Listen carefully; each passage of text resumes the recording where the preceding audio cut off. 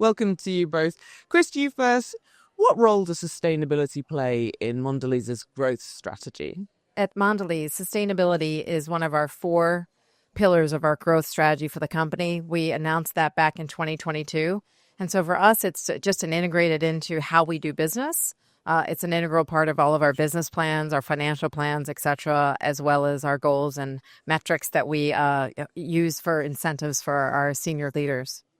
At a time of, Alejandro, cost pressures, instability, there's a lot of volatility around at the moment, have you seen, obviously not on Mondelēz, but elsewhere, perhaps ESG has slightly dropped off the agenda?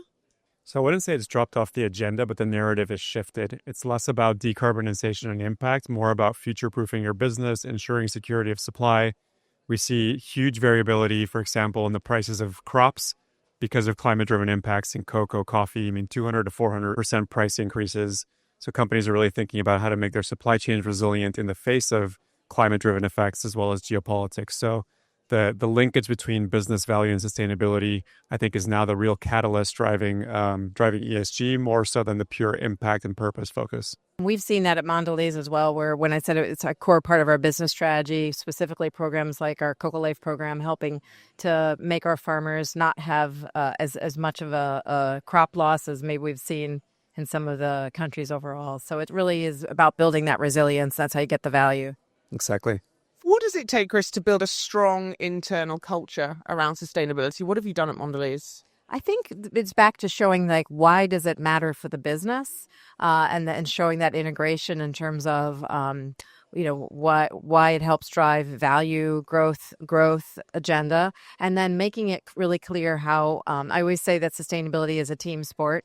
So what is it that everybody has a role to play, and how people can really make a contribution? I think builds a lot of engagement and pride in the organization. Building on what you said, Chris, I think there's maybe 3 things I see being very effective. One is really upskilling all of your teams, so across every single function, making sure they understand how sustainability, how their decisions impact sustainability at the corporation.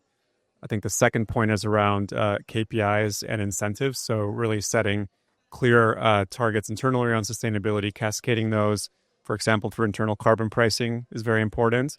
And last but not least, I think it's harnessing the energy, the passion, and the power of the young generations for whom sustainability is a core value.